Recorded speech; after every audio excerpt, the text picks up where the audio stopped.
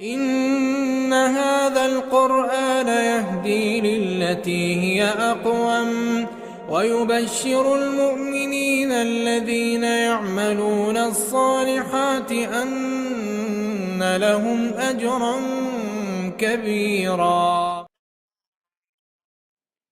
بسم الله الرحمن الرحيم. الحمد لله رب العالمين والصلاة والسلام على أشرف المرسلين سيدنا محمد وعلى آله ve ashabihi ecmaîn. Hürmetli görürmen qarindoshlar, bugungi darsimizda nasihat haqida to'xtalamiz. A'udhu billahi mineşşeytanirracim. Bismillahirrahmanirrahim. Vel asr innel insane lefî husr illellezîne âmenû ve amilussâlihâti ve tevâsav bil haqqi ve tevâsav bis sabr. Allah Teala deydi ki, zaman bilen qasamki, yani vaqt bilen qasamki, iman etgan, yaxshi amallarni qilgan, haqni bir-biriga tavsiya qilishgan va haqda ching turishni tavsiya qilishganlardan boshqa insonlarning hammasi ziyon ichida. Ya'ni inson mushu 4 ish bilan ziyondan qutula oladi deganlik. Alloh taologa iymon etish va shu iymonga loyiq yaxshi amallarni qilish, Allah Teala'nın buyurganlarını kılış, to'sqanlarni yenish. Undan keyin haqiqatni bir-biriga tavsiya qilish, boshqalarga bildirish va shu haqiqatda ching turishni tavsiya qilish. Mana bu dinimizning yo'li. Endi nasihat degan so'z boshqalarga yaxshilik yetkazishni maqsad qilish degan ma'noni bildirdi ekan. Bu nasihat degan so'z, nasaha degan saf degandan chiqadi, samimiyat yani. Samimi qalbini boshqalarga bildirish, samimiyatlik bilan boshqalarga bilmaganlarini bildirib qo'yish deganlik, nihoyat siliqlik bilan yani. Endi nasihat qilish islom shariatida har bir musulmonning ustiga farz. Endi buning farz darajasini ulamolar ixtilof qilishgan. Ba'zi ulamolar har bir insonga farz ayn degan. El-emru bil ma'ruf ve nehy anil munkar. Yaxshilikni buyurib, yomonlikni to'sish har bir musulmon uchun farz bo'lgan ekan. Shunda nasihat qilish, ya'ni har bir musulmonga farz ayn deydi. Ba'zi ulamolar farz kifoya, ba'zi kishilar ado qilsa, ba'zi kishilardan saqit bo'ladi deydi. Umuman ko'p sonli ulamolar nasihat qilish, ya'ni ota-onaning bolalarga nasihat qilish, ustozninki o'quvchilarga nasihat qilish, imomning jamoatga nasihat qilish, yurt kattalarininki shu jamiyatdagi kishilarga nasihat qilish, ya'ni nasihat qilish umuman bu farz. Endi bu farz qanday chaqda bir odamga, maxsus uning farz ayn bo'lib tayin topadi deganda 3 xil holatda endi. Bir adam masalan o'ziga nasihat qilishni talab qilsa, menga bir nasihat qilgan bo'lsangiz, burunqi islom xalifalari ulamolarni chaqirib kelib, menga nasihat qiling deydi ekan. Uning xatoliklarini aytib berdi ekan, to'g'ri ishlarini maqtab berdi ekan, ashunda nasihat qildi ekan burunqi zamonlardimcha. Endi bu insonlar jamiyatida bo'lib turdi.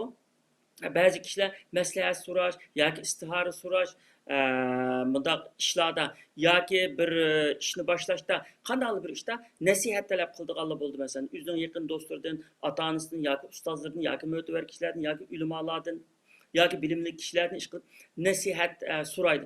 Nasihat so'rasa, nasihat so'ralgan kishi uchun uning nasihat qilish farz ayn. Buni da boshqasi qilib qo'ysa adoq topgan ish emas. Chunki o'sha odam uchun tayin topdi. Ikkinchisi, bir musulmon odam bir yomon ishni ko'rgan bo'lsa, buni darhol shu yomon ish qilayotganligini ko'rgan bo'lsa, bir odamga nasihat qilish uning farz. Chunki u ko'rdi. Payg'ambar alayhisalom bir hadisida sizlardan kimki bir yomon ishni ko'rsa, uni qo'li bilan tuzatsin, kuchi yetmasa, og'zi bilan, uningga kuchi yetmasa, qalbi bilan norozilik bildirsin degan endi. Endi uchinchisi bir ishlar bo'layotdi, durust bo'lmagan bir ishlar bo'layotdi, uning xatirini ko'p kishilar his qilmayotdi. Ammo shuni his qilgan odamdanki boshqalarga yetkazib qo'yish, bunda qilsang to'g'ri bo'lmaydi, ma ishning oqibati yaxshi bo'lmaydi deb nasihat qilishi u kishiga farz bo'lib qolgan. Yana shu 3 ishda, ya'ni birinchisi nasihat talab qilganga. Payg'ambar sollallohu alayhi vasallamning bu to'g'rida bir hadisi bor. Bir musulmonning yana boshqa bir musulmon qarindoshi Öteşki tegişlik 6 mecburiyeti var. Dini mecburiyeti 6 mecburiyeti var deydi. Uçraşkanda salam kılış. Məsləhət sorsa, nəsihət sorsa, nəsihət qilish. Chaqirsa, uningga berish. Tushkursa, alhamdulillah deyish. Kasallab qolsa yo'qlash. Vafot bo'lib ketsa, jinozasiga berish. Ya'ni bir musulmonning bir musulmon qilishga tegishli o'sha 6 ish. Shu 6 ishning ichida Rasululloh nasihat talab qilsa, nasihat qilishni sanagan. Endi nasihat qilishninki zarurligi intayin ochiq. Peygamber sallallahu bir hadiste "Ed-dinu nasihat" degende din nasihattir degan. Xuddi dinning hammasini nasihat deb tushuntirgan. Nasihat qilish nihoyatda pek muhim. Endi bu nasihatni qanday qilish kerak? Nasihatning qoida tartiblari, adab axloqlari bo'ladi masalan. Bir odam ko'ngli kelib, "Voy, ma yomon ishni qilyapti" deb beribla, "Voy, sen nima qilganing ishing durust emas, qanday odamsan, undoq bundoq" heliqi vaqirab yoki uningga haqorat qilib yoki uni ayblab bundoq ishdan hech qanday natija og'il bo'lmaydi. Nafratdan kishilarni o'zini qochirishdan boshqa hech qanday bir natija og'il bo'lmaydi endi. Shunga ulamolar nasihat qilishningki shartlarini, adab axloqlarini belgilagan. Birinchi, nasihat qilmoqchi bo'lgan odam xolis niyatli bo'lishi kerak. Buningda men o'zimning bilarman ekanligimni ko'rsatib qo'yay. Yoki uningki do'ttikini, uning xatoligini ayna ko'rsatib, o'zimni uning ortiq ekanligini bildirib qo'yay. Yoki xalq olamning oldida men aniq nasihat qilyapman, uni o'rgatyapman deb o'zimningki bir bilarman, ustoz bo'lganligimni bildirib qo'yay. Degan niyat bo'lmasligi kerak. Bu riyo bo'ldi. Bu riyoga qilchi savob berilmaydi, gunoh bo'ldi. Savob deb qilgan ish gunoh bo'ldi u chaqda. Shunga xolis niyat bilan bo'lish kerak, Alloh uchun bo'lish kerak. Alloh uchun, Alloh yo'lida men chin qalbimdan, samimiy qalbimdan bu kishiga xato ketgan tarafini bildirib qo'ymoqchi. Alloh menga yordam qilg'ay degan yaxshi niyat bilan anda bo'lsa, Alloh taolo albatta unga yordam qildi. Albatta buningki natijasi bo'ldi. Undan keyin nasihatni nihoyat yumshoqlik bilan, masalan, u kishiningki qarshi tarafning qilgan xatosi nihoyat cho'ng, gunohi nihoyat og'ir bo'lsa-mu, garchi o'zini tutib olib, nihoyat yumshoqlik bilan, siliqlik bilan qilish kerak. Bilmagan yerlarni nihoyat mehribonlik bilan bildirish kerak. Bu payg'ambarlarningki axloqini o'rganish kerak. Chunki payg'ambarlar ummatlarning ichidagi kofirlarga "Ey qavmim" deb xitob qiladi. Halbuki o kofirlar o payg'ambarlarni sarang, yolg'onchi deb har xil shunday ahonatlar bilan shunday haqorat qiladi. Shunday tulsimi, lekin shularga, shu kofir qavmlarga "Ey qavmim" degan intayin mehribonlik bilan chaqirdi. Bu mehribonlik, yaqinlik va yumshoqlik har qanday ishni hal qiladi. Nasihatda bo'libmi birinchi o'rinda turadi. Uningdan keyin buningda xolis bo'lish kerak. Uningdagi nasihatni ashi kishining o'ziga qilish kerak. Hargiz to'pda, rastida odam bayarda, "Ey falanaxun, siz bunday ish qildingiz, ma ishingiz xato ekan, yo siz andoq da'vatida, sizni ma ishingiz xato ekan, anda demaslik kerak." U kishiga o'ziga kelib, samimiy qalb bilan "Men sizga kuyunib Alloh uchun men sizga shuni nasihat qilaman" deb ayna qilish kerak-da. Payg'ambarlarning hammasining maslagi shu. Payg'ambarlar dedi: "Uballighukum risalati robbi va ana lakum nasihun amin." Sizlarga men Robbimningki dinini yetkazyapman.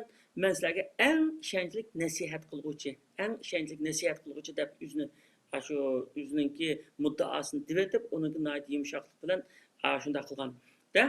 Demak, endi insonlarga nihoyat kamoli mehribonlik bilan va kuyimchanligimizni bildirgan, kuyimchanlikni izhor qilgan holda, samimiyatligimizni bildirgan holda anda qilish kerak. Shunda bo'lganda qabul qildi. Agar anda bo'lmaganda kishilarni ayblash orqali, tanqidlash orqali, xalqning oldida yuzini tushirish orqali u odamga hech qanday narsani qabul qildi bo'lmaydi. Hargiz qabul qilmaydi. Inson tabiati shu. Insonga yumshoqlik bilan anda qilishga to'g'ri keldi. Undan keyin birovga qandaqli bir yerda nasihat qilaman deb anda yo'lni tutib olg'ili bo'lmaydi. Insonning uningga bir munosib bir vaqtni tanlashi kerak. Masalan, bizningki kichik vaqtimizda shu mazavishqa deymiz, o'sha namoz bo'lgan vaqtida, jinoza bo'lgan vaqtida, juma kunlikda insonlar juma kunlikning ulug' sharofatini to'plashgan chaqda, mushtaq bir bir münasibetlerde nayet yaxşı vəz nəsihətlərini qılıb aladı. Çünki şu çağda şu insanlar şunun təyya musibet vaxtlarda insanların könglü sunudu. Biz mu bir günü ölümüz degan müda könglü sungan bir vaqtlarda Allah üçün yaxşı nəsihətlərini şunda vaqtlarda qılsa, onun nayet bək mənfəət qıldı. Onundan başqa yəni insanınki micazi təngşəlgən nayet bək açıqı kilovatqa vaqtmı emas, özünün xudunu bilənməy vaqt qalğan vaqtmı emas, normal vaqtda nəsihət qilish kerak. Bu nəsihətdən heç qanday adam bihacət bulanmaydı və heç qanday adam nəsihət anlamayman, nəsihətə hacətim yoxmu deyənməydi və heç qanday adam nəsihət qılmaymanmı deyənməydi. Çünki nəsihət qilish bir Müslümanın, yəni bir Müslümana qarşı qilishqa tegishlik bir məsuliyyəti, məcburiyyəti. Nəsihətni anlaş hər bir Müslümanınki onun məcburiyyəti, yaxşı nəsihətni anlaş əmdə. Anda olğandan nəsihətni qilishdimi, nəydi münasib vaqtni tanlaş, insanınki psixikasına və insanınki micaziga qarab şununğa münasib vaqtni tanlaş və sözlərini intayın yaxşı və mehribanlıqni bildirdigan və səmimiyyətni bildirdigan, kuyumçallıqni bildirdigan yaxşı sözlər bilan nəsihət qılsa, Allah'ın izni bilan o nəsihət əlbəttə özününki ornunu tapıdı. Amma ben nəsihət qıldım deb özününki qeyrindaşlarınınki, özünün məsləkdaşlarınınki, yəni kişilərə rəstide məsələn, ya yazıq bilan bolsun, ya ki sözlü bolsun, bu nəsihət deb etilmaydı əmdə. İmam Şafii rahimehullah deganken, kimki birovğa insanların oturusda nəsihət qilman degan adam onu düşürgen buludu, onun əziyyət vergen buldu və onun üzüge nəsihət qılğan adam onun haqiqi nəsihət qılğan buldu və onun kuyungen buldu deyilgəmdə. Allah Teala şuna Kur'an-ı Kerim'de bizge təlim bergen Ud'u ila sabili rabbike bil hikmeti vel mev'izetil hasenat deydi. Rabbinin yoluna hikmet bilen ve nayet çiraylıq vəz nəsihət bilen başlığın degen. Nayet çiraylıq vəz nəsihət bilen başlığın degen. Qopallıq bilen emas, başqalarını eyiblaş bilen emas, başqalarının eybini köstüş bilen emas. Nəhayət onundan başqa bir nəsə ügütüşdümü, kişilər bildirib qoşdumı, nəhayət yaxşı bir üslublarını tanlaş kerak əmdə. Bunu da nəhayət tariximizdə nəhayət gözəl bizə ülgülər var.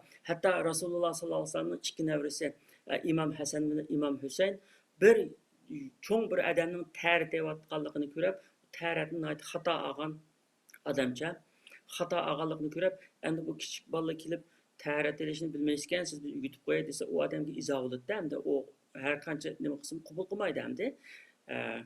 Andaqda olu qanday qildi desa kelib biz ikkimiz tərət edishni musobaqalashmoqchi edik. Siz bizga qarab turib bizning musobaqamizni baholang.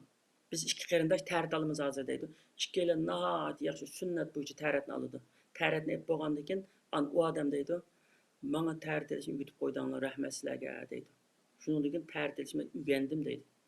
Yani başka bir çare bilen bo'lgan bo'lsa, iki kichik bola degan cho'ng odamga qabul qildirolmaydi onu. Ama mushundoq yaxshi hikmat Allah Teala'nın "Ud'u ila sabili rabbik bil hikmeti vel mev'izetil hasenati" degan oyatninki mazmuni bo'yicha hikmat bilan ish qilgan. Onundan keyin u kishi qabul qilgan. Onundan boshqa nurg'un shu ulamolarninki shunda yaxshi ulgulik, shunda nasihatlar bor. Hatta nayt yürgü qattiq şundaq kişilərinin bu köңülünü yumuştup yaman xoy peyledin yandıgan musulmonlarning qinini saqlab qalgan şundaq yaxshi vəz nəsihət bilan şundaq qılğan tarixlar var şundaq. Endi Allah Taala hammamizni hikmet bilan ish qildigan, hikmet bilan Allah'ın yoluga başlaydigan ve Allah'ın diniga xizmat qildigan kishilardan qilsin. Hürmetli qarindoshlar, bugungi darsimiz bu yerda oxirlashdi. Keldigan hafta yana birga bo'lish umidi bilan hammalarni Allohga topshirdim. Aman bo'linglar. Vassalomu alaykum va rahmatullohi va barakatuh.